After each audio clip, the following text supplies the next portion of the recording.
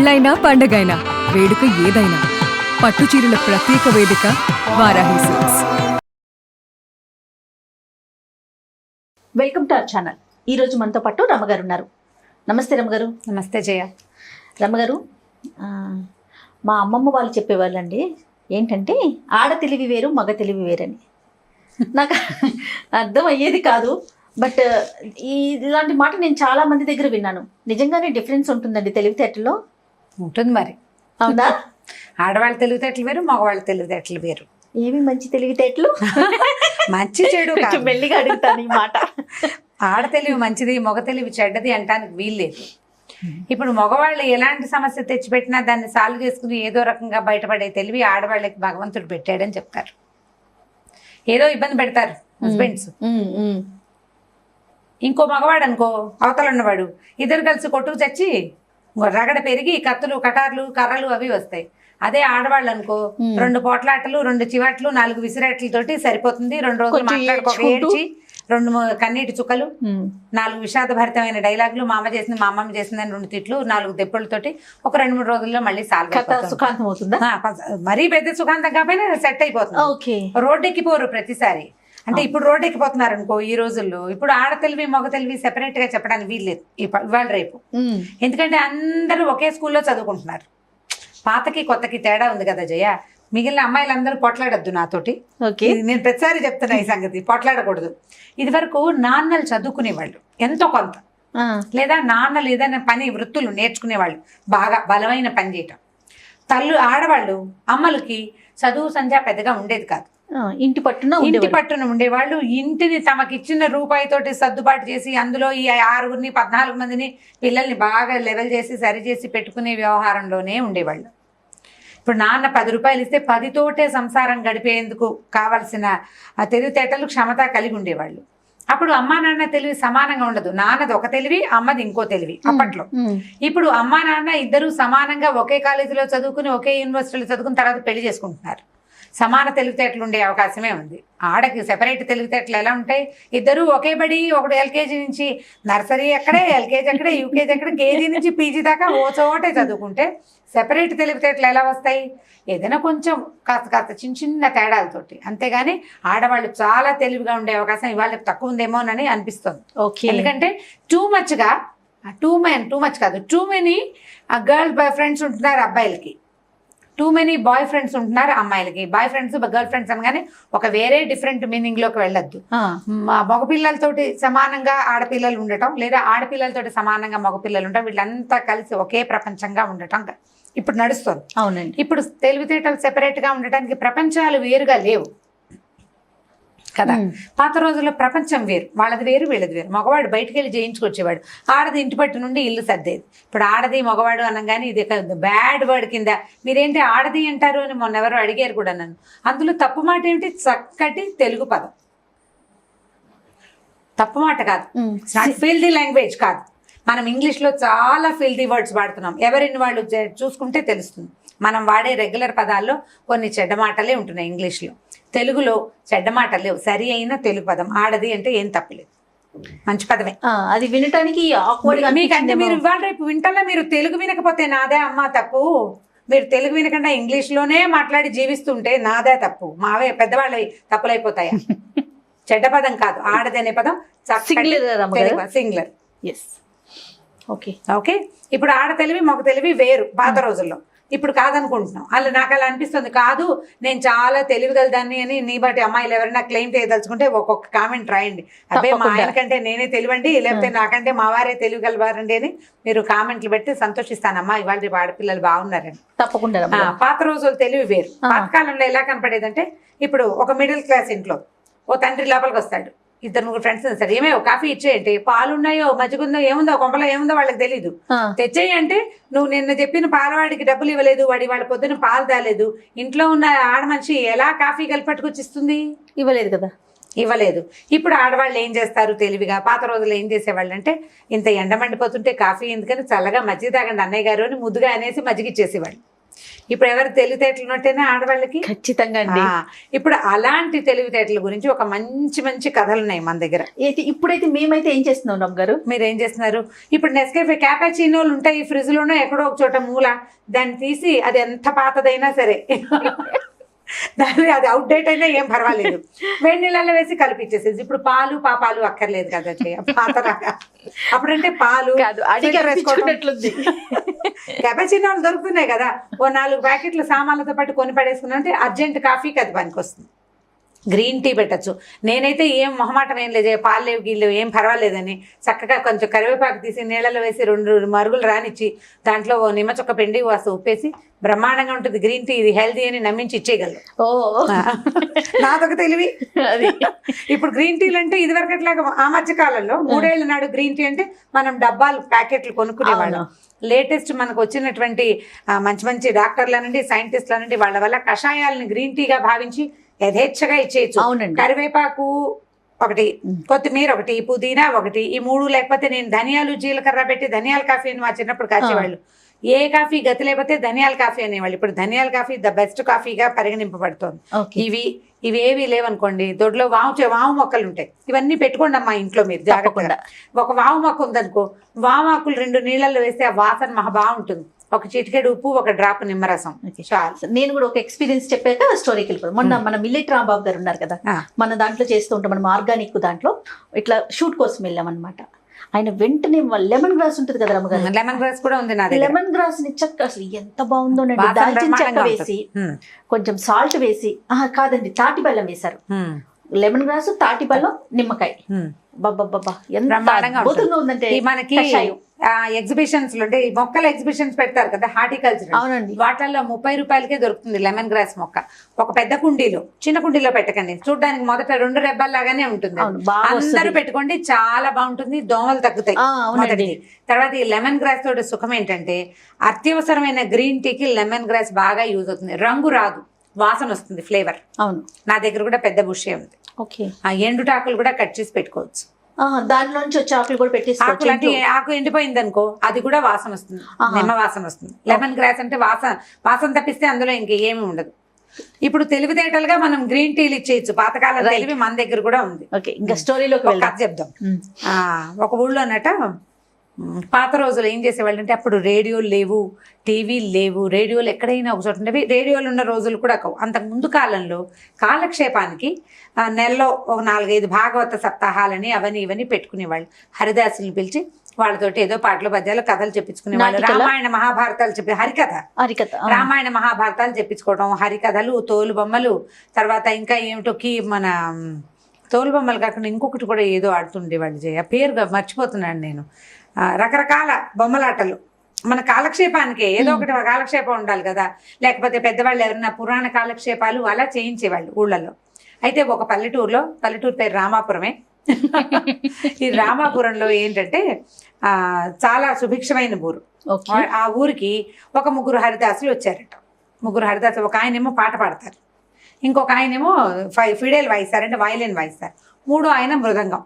ఈ హరిదాస్ గారు వీళ్ళిద్దరిని పాట పాడే హరిదాస్ గారు వీళ్ళిద్దరిని వెంబడి పెట్టుకుని గ్రామాలు తిరుగుతూ ఈ రామాపురానికి వచ్చారు. వర్షాలు లేని రోజుల్లో సంపాదించుకుని అన్ని ఊళ్ళు తిరిగి సంపాదించుకుని వర్షాకాలం సొంత ఊళ్ళల్లో ఉండేవాళ్ళు. అప్పట్లో సంపాదన మార్గాల్లో ఇదొకటి, ఊరూరా తిరగటం. ఆ ఊరెళ్ళి ఆ ఊరి పెద్ద దగ్గరికి వెళ్ళి, అయ్యా మేము సంగీతం చెప్పుకున్నామండి, హరికథలు చెప్తాం, రామాయణ మహాభారత భాగవతాలు, అదే చీమల్లాగానే రామాయణ మహాభారత భాగవతాలు 3 చెప్తాం, ఫలానా కథ చెప్తాం, ఈ కథ చెప్తామని చెప్పుకుని సరే ఆ ఊళ్ళో చాటింపు వేసేవాళ్ళు. అందరూ కలిగిన వాళ్ళు పెద్దలు ఎవరైనా ఉంటే వాళ్ళు ఏం చేసేవాళ్ళు, వీళ్ళకి భోజన వసతి కొంతమంది క్రియేట్ చేసేవాళ్ళు. తర్వాత అందరూ రోజుకి ఇంతని ఇచ్చి మొత్తానికి వాళ్ళని 10 రోజులు వాళ్ళ దగ్గర కథలు చెప్పించుకుని రామాయణమో మహాభారతమో మనకు కావాల్సింది చెప్పించుకునేవాళ్ళు. ఊళ్ళల్లో ఏమైనా సమస్యలు ఉన్నాయనుకో, భాగవతం పారాయణ చేస్తే సమస్యలు తీరుతాయని, అనారోగ్యాలు ఉంటే రామాయణం చెప్పుకోవాలని, సుందరకాండ చెప్పుకోవాలని ఉండేది పాత పద్ధతి. ఇప్పుడు కూడా ఉంది. అక్కడి నుంచి ఏం చేశారట, ఈ హరిదాసులు వచ్చారు 3. వచ్చి ఒక ఊళ్ళో ఈ రామాపురం చెప్పాం కదా, రామాపురం వచ్చేసరి కదా, ఓహో బ్రహ్మాండంగా వీళ్ళు చాలా బాగున్నారు, మంచి స్ఫురద్రూపులు 3 బాగున్నారు. పాట పాడే ఆయన అయితే ఎంత చక్కటి గొంతో అయింది, గాత్రం బాగుంది, ఎంతో భాగవతం చెప్పించుకోవాలనుకున్నారు. 40 రోజులు మా ఊళ్ళో ఉండి రోజు కథ చెప్పండి అని ఒప్పించారు. బాగుంది. 40 రోజులు 3 అట్టి పెట్టుకోవాలంటే ఒక ఊళ్ళో వాళ్ళకి భోజనాలు వాళ్ళు బట్టలు తెచ్చుకుంటారు కానీ గిన్నెతోనే పాత్ర తెచ్చుకోరు కదా పాపం, ఊరు కూడా తిరిగేవాళ్ళు. సరే ఏమన్నారు, ఆ ఊర్లో పేరు శాస్త్రి గారని ఒక మంచి ఘటికుడు ఒక ఆయన ఉన్నాడు. ఆ ఘటికుడు ఆయన ఏం చేశాడు, అదేమిటి నేను అంతటి వాడు ఈ ఊళ్ళో ఉండగా వేరే వాళ్ళు అన్నం పెట్టడం ఏమిటి, ఈ ముగ్గురు హరిదాసులకి మేమే భోజనం పెడతాం మా ఇంట్లో నేనని సభాముఖంగా ఒప్పుకున్నాడు.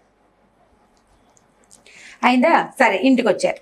ఇంటికి వచ్చి ఏమేవు ముగ్గురు హరిదాసులు వచ్చారు, వాళ్ళ ముగ్గురికి భోజనాలు మన ఇంట్లోనే, ఇవాళ నుంచి 40 రోజులు మన దగ్గరే ఉంటారు, ఎంచక్క పిల్లలు అన్ని పాటలు పద్యాలు నేర్చుకుంటారు, ఒక ఆయనకి ఫిడేలు వచ్చు, ఇంకో ఆయనకి మృదంగం వచ్చు, పిల్లలు కూడా ఫ్రీగా అవన్నీ నేర్చుకుంటారని చెప్పాడు.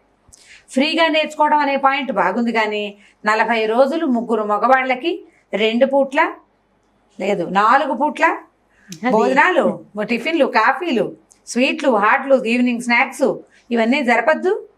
ఆవిడకు 6 మంది గుండె భార్యమణికి. ఓరు నాయన, ఓ రోజు 2 రోజులు 3 రోజులు అయితే ఓ రకము, 40 రోజుల పాటు ముగ్గురు మగవాళ్ళు అంటే వాళ్ళ గిన్నెలు పాత్రలు అన్నీ తోముకోవాలా, వాళ్ళ బట్టాపాత అన్ని పని ఎంత పని, ముగ్గురు మనుషులు అనేసరికి, పైగా మగవాళ్ళు వాళ్ళు వచ్చి సహాయం చేసే, పాత రోజులు కదా, పై ఇంటి మగవాళ్ళు మన ఇంట్లోకి వచ్చి చేసే సాయం ఏమి ఉండదు. ఈవిడేం చేసింది, సరే ఏదైనా చేద్దామని ఆలోచించి భర్తకి ఏమంది, సరే అలాగా అంతకంటే భాగ్యమా అంది పైకి. భర్త గారు అన్నారు, సరే మొదటి రోజు ఇవాళే మన ఇంటికి భోజనానికి వస్తారు, ఏం చేస్తావు విశేషం అంటే, ఇవాళ మొదటి రోజు కదండి పిండి వంటలు పాయసం అవి చేస్తాను, మీరేం చేస్తారంటే చపాతీలు మన గోధుమ పిండి, పంచదార, ఏలక్కాయలు పట్టుకురండి, ఇవి పట్టుకొస్తే కాస్త ఏదైనా చక్కగా స్వీట్ చేసి పెట్టి అన్నం కూర పప్పు పులుసు పాయసం అన్నీ చేస్తాను, రేపటి నుంచి మామూలు పోయినవే, మళ్ళీ ఇది మధ్యలో ఏమైనా విశేషాల రోజున విశేషం చేద్దాంలేండి అని చెప్పింది. ఇక ఇది కదా అనురూప దాంపత్యం, అంతే కదా. భర్త ఇంత మాట ఇచ్చేస్తే ఏమిటయ్యా నీ మొహమండాన్ని తిట్టకుండా ఒప్పుకుంది, పిండి వంట చేస్తాను, పిండి వంట చేస్తానంది. బాగుంది, సరే ఏం చేశారు, ఆయన వెళ్ళి ఆ గోధుమ పిండి ఈవిడ చెప్పింది కదా కాసిన ఏలక్కాయలు తెచ్చాడు, పంచదార పట్టుకొచ్చాడు, భార్య కప్ప చెప్పాడు. ఈవిడ లోపలికి వెళ్ళింది, వంట టకాటకా గిన్నెలు మోగుతున్నాయి, మధ్యలో వాసనలు వస్తున్నాయి, వంట చేసుకుంటాను. హాల్లో కూర్చున్నారు ముగ్గురు హరిదాసులు, ఈ పేరు శాస్త్రి గారు. కూర్చున్నాక ఈయన ఏదండి ఫలానా పాట పాడండి, హరికాంభోజి రాగం వచ్చా మీకు, ఆ రాగం వచ్చా అని ఒక 5-6 రాగాలు తనకు వచ్చిన సంగీతం ప్రకారం వాళ్ళని రాగాలు అడిగాడు. ఒక ఆయన పాడాడు, 2 ఆయన ఫిడేలు వాయించాడు, 3 ఆయన మృదంగం వాయించారు, సంగీతం నడుస్తోంది. ఈవిడ చకచక వంట చేసేసింది. వంట ఏం చేసింది, ఆవిడకి 4 పిల్లలు, భర్త 5, తను 6 మనుషులకు సరిపడా వంట చేసింది. 3 ఎక్స్ట్రా ఉన్నారు కదా, సరే వాళ్ళ కోసం వండలు ఆవిడే. ఈ భర్త గారు ఏమే వంట అయిందా అంటే, అయిందండి, లేచిరండి స్నానాలు చేదురు కానీ అంది. వాళ్ళు లేచే లోపల పేరు శాస్త్రి గారు వాళ్ళకి తువాళ్ళు అవి ఇవ్వద్దు, వచ్చిన అతిథులకి టవల్స్ ఇవ్వడం కోసం ఈయన లేచొచ్చాడు. లేచొస్తే అయ్యో నా మతి మండ, విస్తరాకుల సంగతి మర్చిపోయామండి, ఒక్క విస్తర లేదు ఇంట్లో అంటే, సరేలేవే నేను పంచాయతీ దగ్గర ఒక విస్తరాకుల చెట్టు ఉంది, గడబట్టుకెళ్ళాడు ఈయన కోసుకురావడానికి. ఒక ఈయన ఆకులు కోసుకొచ్చి చకచక విస్తళ్ళు ఏ రోజు ఆ రోజు కుట్టుకునేవాళ్ళు, మనలాగా బజార్లో కొనుక్కొచ్చే రోజులు కాదు. ఇన్ని విస్తరాకులు తెచ్చి పెట్టుకున్నారనుకో, ఆడవాళ్ళు మధ్యాహ్నం ఖాళీగా ఉన్నప్పుడు కాసిన విస్తళ్ళు కుట్టి పక్కన పెట్టుకునేవాళ్ళు అనమాట. పాత రోజుల్లో పనులు. మా ఇంట్లో కూడా నాకు గుర్తుంది విస్తళ్ళు కుట్టడం, బాదమాకులు విస్తరు కూడా కుట్టేవాళ్ళు పెద్దవాళ్ళకి, పిల్లలకు కాదు కానీ పెద్దవాళ్ళకి కాసిన విస్తరలు కుట్టి పెడితే కబుక్కున ఎవరైనా వస్తే విస్తర వేసి భోజనం పెట్టడానికి. అరిటాకులు ఉంటే మహత్తరంగా ఉంటుంది, అది చేసేవాళ్ళు. విస్తళ్లలో తినడం ఒక పద్ధతి. సరే ఇప్పుడు విస్తరాకుల కోసం ఆయన వెళ్ళాడు బయటికి. వెళ్ళగానే ఈవిడేం చేసింది, వంట అయిపోయింది కదా, పిల్లల్ని ఉండండారా అన్నాలు పెడతానని గబగబా గోధుమ పిండి కలిపి గవ్వలు చేసింది, పాకం పెట్టింది. గవ్వలు వేయించేసి పాకం పోసి పాకం పెట్టేసింది. 1/2 గంటలో చేసేసింది పని. అక్కడి నుంచి పిండి కలిపింది కదా, ఈ పిండితో 3 బొమ్మలు చేసింది. కాళ్ళు చేతులు పెట్టి ఇంత బొమ్మ చేసి 3 చిట్టి పీటలు వేసి 3 పీటల మీద పెట్టింది. పిల్లలకి కంచాలు పెట్టి అన్నం పెడుతోంది. తన పిల్లలకేమో అన్నాలు పెడుతోంది. 3 పీటల మీద 3 బొమ్మలు పెట్టింది.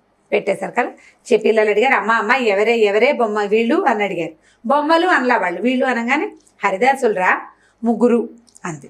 సరే అమ్మ వీళ్ళ పేరేంటంటే, ఈయనేమో పాట పాడే ఆయన, ఈయనేమో ఫిడేలు వాయించే ఆయన, ఈయనేమో మృదంగం వాయించే ఆయన అని 3 బొమ్మలు చూపించింది. హాల్లో ఉన్న హరిదాసులకి వినపడుతోంది. 3 హరిదాసులు, ఒకళ్ళు పాడతారు, ఒకళ్ళు మృదంగం వాయిస్తారు, ఒకళ్ళు ఫిడేలు వాయిస్తారు. 3 చెప్పింది కదా. అమ్మ ఇప్పుడు ఏం చేస్తావే అంటే, ఏముందిరా తీసి నూనెలో వేసి వేయిస్తాను. ఈవిడ ఏం చెప్తోంది, గోధుమ పిండితో చేసిన బొమ్మల గురించి చెప్తోంది. బయట ఉన్న వాళ్ళు ఏమిటి ఏదో వేయిస్తానంటుంది, మన్నైనా అని ఆలోచిస్తున్నారు వీళ్ళు. నూనెలో వేసి వేయిస్తాను. తర్వాత ఏం చేస్తావే, నూనెలో వేస్తావా, తర్వాత అంటే బాగా ఎర్రగా వేగాక పాకం పెట్టాను కదా, పాకంలో పడేసి పాకం పడతాను అంతే అనేసరికలు వెళ్ళి 6 మంది గుండె ఏమిటి పాకం పడతాం అంటే ఏమిటి, ముందు వేయిస్తానంది, ఎర్రగా వేగాలి, వేగిన తర్వాత పాకం పడుతుంది. బ్రాహ్మణ ఇంటికి వచ్చామా, ఎవరింటికైనా వచ్చామా, వీళ్ళు ఏదో విచిత్రంగా మాట్లాడతారు. ఇంకా బాగా వింటున్నారు హాల్లో ఉన్న ముగ్గురు. ఈవిడేం చెప్పిందంటే, ఏమీ లేదురా, పీటల మీద కూర్చున్నారా, ఈ పీటల మీద కూర్చున్న వాళ్ళని సలసల్లాడే నూనె చూసా పొయ్యి మీద ఇలా ఎత్తి అలా పడేయటం. పడేసాక కళపెళ్ళాడుతుంది నూనె, బాగా వేగిపోతారురా. చక్కగా ఎర్రగా వేగిన తర్వాత కావాలంటే ఉప్పు కారం వేసుకుని తినచ్చు, లేకపోతే పాకం పట్టచ్చు. పాకం రెడీగా ఉంది కాబట్టి పాకం పట్టేస్తాను అని ఆనంగానే బయటకు వచ్చిన వాళ్ళు, నాయన ఇదేదో బ్రహ్మరాక్షసుల కుటుంబం, ఆయన పైగా విస్తళ్ళు తేవడానికి వెళ్ళాడు, ఇప్పుడు ఈవిడ వేయించి కారం పెడుతుందో పాకం పడుతుందో, ఇవి రెండు అయ్యాక ముగ్గురిని కలిసి 3 ముక్కలుగా వేయించుకుని తింటారో ఏమిటోనండి. చల్లగా వీళ్ళు ఎవరు పెట్టే వాళ్ళు పుచ్చుకుని కామ్గా బయటకు వెళ్ళిపోయారు కామ్గా. సరే పిల్లలు అన్నాలు తినేశారు. ఈవిడ ఏం చేసింది, ఈ బొమ్మల్ని కలిపేసేసి, ఈ బొమ్మలు వేగవురా అని చిన్న చిన్న ఉండలు చేసి వేయించేసింది కామ్గా. భర్త గారు వచ్చాడు విస్తళ్ళు పుచ్చుకుని, హరిదాసు లేరంటే హాల్లో లేరా అని అడిగింది. హాల్లో లేరు ఏరంటే, ఏమో అక్కడేమన్నారు నాకేం తెలుసు, మడిగట్టుకుని పిల్లలకి అన్నాలు ఎడుతున్నాను, వీళ్ళు లోపల కూర్చుని అన్నాలు తింటున్నారు. చిన్నపిల్లలు, 4 చిన్నపిల్లలు కదా, పెద్దవాళ్ళు వచ్చేదాకా వీళ్ళు ఆగదు, అందుకని వాళ్ళకి అన్నం పెట్టేస్తోంది ఆవిడ. అన్నాలు తింటున్నారు పిల్లలు, బొమ్మలు లేవు, ఏమీ లేవు అక్కడ ఆయనకు అర్థం అవ్వడానికి. తీరా చూసుకున్నాడు, హరిదాసులు బయటకు వెళ్ళిపోయారు. సరే అయ్యో ఇదేమిటని బగబగబా వెతికాడు, బయటికి వెళ్ళి కేకేశాడు. ఎంతసేపటికి వస్తారేమో లేండి, చెరులోకి వెళ్ళి ఉంటారు స్నానాలకి, ఏదో ఆడ మనిషి మడిగట్టుకుందని లోపలికి వచ్చి నన్ను పిలిచిండ్రు, పిల్లలేమో అన్నాలు తింటున్నారు, వస్తారులే కాసేపు చూడండి అంది. 3 అయింది 4 అయింది రాలా వాళ్ళు. ఈయన ఏం చేస్తాడు, నేను ఆకలిస్తుంది, సరే భోజనం చేద్దాం చూద్దాం అనుకున్నారు. సాయంకాలం అయ్యేసరికి ఊళ్ళో వాళ్ళు వచ్చారు. ఏమండి హరిదాసులు ఏంటంటే, ఏమోనండి విస్తలు తేవడానికి బయటికి వెళ్ళాను, నేను విస్తరాకులు తెచ్చేసరికి వాళ్ళు వెళ్ళిపోయారు, ఏం జరిగిందో నాకు తెలియదు. ఇప్పుడు ఆడ తెలివి పనిచేసింది అనమాట. ఆవిడ ఒక్క మాట అనకుండా, వ్యతిరేకంగా మాట్లాడకుండా, తన తప్పు లేకుండా, ఇక్కడ ఏం జరిగిందో వాళ్ళు ఎవరికి చెప్పే అవకాశం లేకుండా చల్లగా పొమ్మనకుండా పొగ పెట్టేసింది. కామ్గా వెళ్ళిపోయారు. ఇది ఆడ తెలివి.